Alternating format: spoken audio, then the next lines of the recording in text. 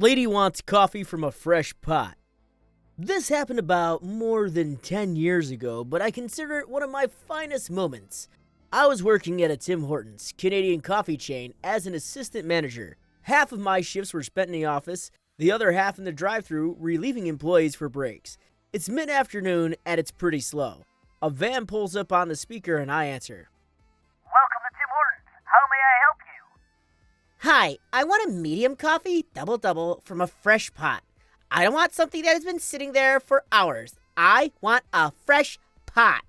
This is important to note that she's talking really slowly and really loud and forceful. Like she's sure we're all a bunch of high school dropouts who don't know how to make a cup of coffee. It's degrading.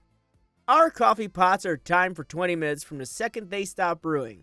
We had this white chalk pencil thing that would write right on the pot. So while the lady was repeating her desire for a fresh pot, my coworker has already made the coffee from the pot that technically was still dripping. Fresh pot? Got it. Pull ahead. I tell the staff that I'm personally going to handle this, as I already know that this isn't going to be the end of her rudeness. The lady comes to the window, drops her change in my open hand angrily, the coins bouncing off each other and nearly winding up on the cement outside. I roll my eyes and hand her the coffee. As I'm putting the coins in the till, I'm watching her out of the corner of my eye. She opens the lid, smells the coffee, takes a tiny sip, then, Excuse me, I want a fresh pot. This coffee has been sitting there for hours. No, it hasn't. My coworker actually pulled the still brewing pot out and poured your coffee from that pot. You're wrong. I know this is old. This is not Tim Hortons coffee. Smell this. Taste this. She passes the cup to her horrified female passenger who does not want to get involved, but leans towards the cup and takes a sniff. See? This is not Tim Hortons coffee. I know Tim Hortons coffee. You're right, ma'am. It's Robin's coffee. What do you want us to do? Lady turning tomato red and screaming, I want my coffee from a fresh pot. I stick my hand out, grab the coffee back, and start walking around the corner to the front of the store. My coworker hands me a new coffee, but I reply, no, I have to find the fresh pot. So, once I'm around the corner, out of view, I remove the old lid, stick a new lid on the coffee, and wait a minute. My coworkers are watching what I'm doing and all trying to cover their smirk. I return to the window, hand the coffee out, and say, here you go. The lady opens the lid, takes a whiff, and a long sip of the exact same coffee, and see, this is what Tim Hortons coffee should taste like. Well, that coffee came from the exact same pot as the last coffee I gave you. Her jaw drops, and you can see the blood draining from her face. She takes another small sip and then, no, this doesn't taste right. Does this smell right? No, I want my money back. She hands me the coffee, and I hand her back her change, and she drives off. Thankfully, she never visited my store again. This is a really relatable story. My first job ever was at a Tim Hortons coffee shop. And I was a kid, I was in high school, and it was years ago. It was my first job there, and I know exactly what he's talking about, right down to the little chalk markers, and they would mark down the time when the pot was brewed, and after 20 minutes we dump it. I remember this, but I also remember the entitled customers that would come in as well.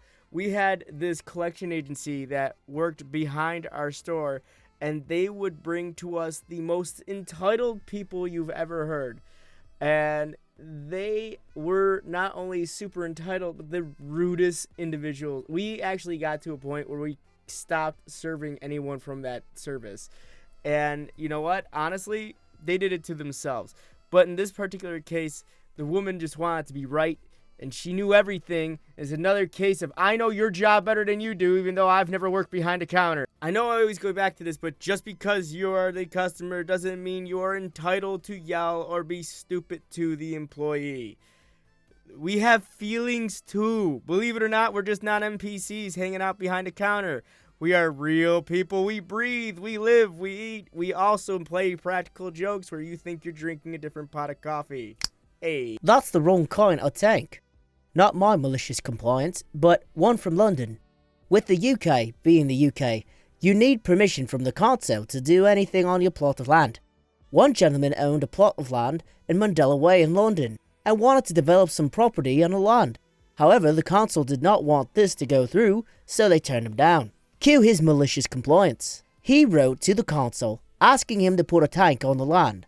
The council thought he meant a septic tank, when in fact he meant a T-34 Russian tank used during the Prague Spring of 1968.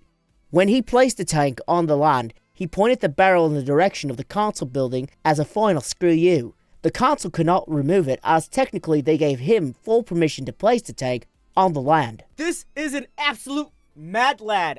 This doesn't even belong in malicious compliance. This is an absolute mad lad. My God, this man is a unit. I'm picturing him installing a tank, and they're like, "You can't put that there." And like, well, you said right here that we can put a tank in. This is a real story, and that is the best part. This story is amazing, and the name of the tank is Stompy. Stompy the tank. It's been since abandoned, and it just sits there, and it's constantly graffitied over and over and over again. By the way, pretty cool designs every now and then. The first one not so great, but the other one's looking pretty good. Its name is Stompy, and it just sits in a neighborhood pointed at a console building, and it's the best. This is malicious compliance taken to a new level. Congratulations, sir. I think this man gets the malicious compliance trophy. Do we have one? Someone give me a trophy! I broke my general manager's car. Before I continue, breaking his car was not on purpose. Recently, our security gate broke at work. The gate was put in a place so all cars could stop and pedestrians through that area were safer. Without the gate, most vehicles just go flying through that area now at about 50 kilometers an hour or so. Obvious with pedestrians, it's a safety issue. My boss comes to me and tells me the general manager wants to install speed bumps to slow people down, as the new gate would cost too much money. Sure, so I ask about the details, and since it's coming from higher up, he doesn't have any. I go to the general manager to inquire about the height, width, and how many, etc. Instead of answering my questions, I promptly get told to do my job and stop asking so many questions, much to my annoyance. Just get some that will make people stop. My general manager's a bit of a dick.